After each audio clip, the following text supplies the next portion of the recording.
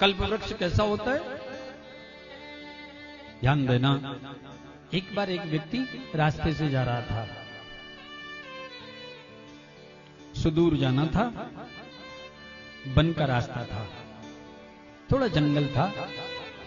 वो जंगल के रास्ते से निकला, लेकिन अचानक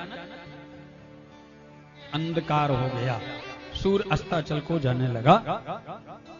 तो उसके मन में भाव आया कि अब मैं कहां जाऊंगा? तो एक गांव में रुक गया।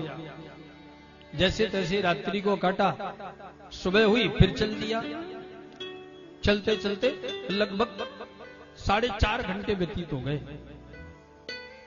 10:30 11 बजने का समय आया तो थकावट हो गई। अब उस घनघोर वन में एक बड़ा विशाल वृक्ष दिखाई दिया। सुरम्य वायु बह रही थी, बहती हुई वायु में उस वृक्ष की छाया में चला गया।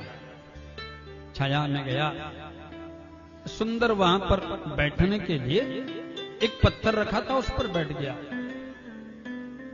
अब मन में भाव आया, छाया तो बहुत अच्छी है, वायु बहुत अच्छी बह रही है, अगर पीने के लिए जल मिल जाता तो कितना अच्छा रहता।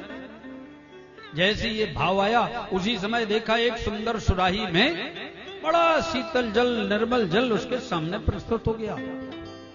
अब उसने जल लिया, बड़े प्रेम से पिया, प्यास शांत हुई। थोड़ी देर और बैठा।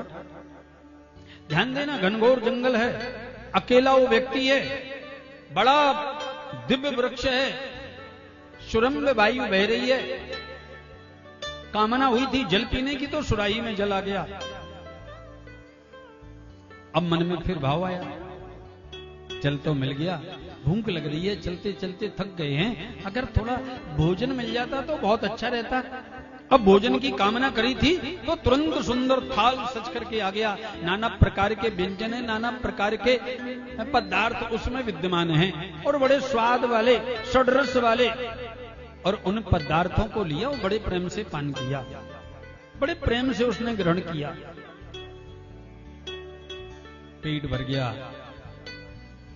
भोजन में भी थोड़ा आलस्य होता है, अधिक खाने वाले को नींद जल्दी आती है, तो वो सो गया, नींद आ गई, सो गया। 2 घंटे और व्यतीत हुए।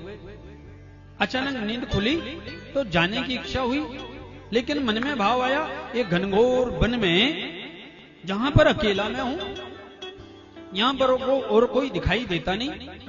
उस बट वृक्ष के नीचे, इस दिव्य वृक्ष के नीचे मुझे जल किसने पिलाया?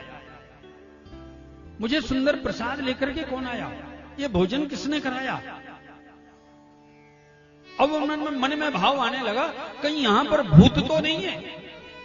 और भूत की कामना करी तो वहां पर भूत प्रकट हो गया। और फिर मन में भाव आया कि कहीं ये खा तो नहीं लेगा, और कामना खाने की करी तो उस भूत ने उस व्यक्ति को खा लिया। बहुत ध्यान देना, ऐसा क्यों हुआ? क्योंकि जिस वृक्ष के नीचे वो बैठा था, वो वृक्ष कल्प वृक्ष था। वो वृक्ष कल्प वृक्ष था। वहां पर कामना जल की करी, प्यास बुझाने की तो सुंदर जल मिल गया। भोजन की कामना करी तो प्रसाद मिल गया, और भूत की कामना करी तो भूत प्रकट हो गया। सज्जनों, भागवत भी ऐसा ही दिव्य कल्प वृक्ष है, और उससे श्रेष्ठ कल्प वृक्ष है। जो व्यक्ति कल्याण की कामना से बैठता है, उसका कल्याण हो जाता है। जो व्यक्ति भगवत मिलन की भावना से बैठता है, उसे भगवत दर्शन हो जाता है। जो ज्ञान की कामना से बैठता, उसे ज्ञान मिल जाता। जो व्यक्ति पितरों की सदगति की कामना से बैठता है, उनके पितरों की सदगति हो जाती।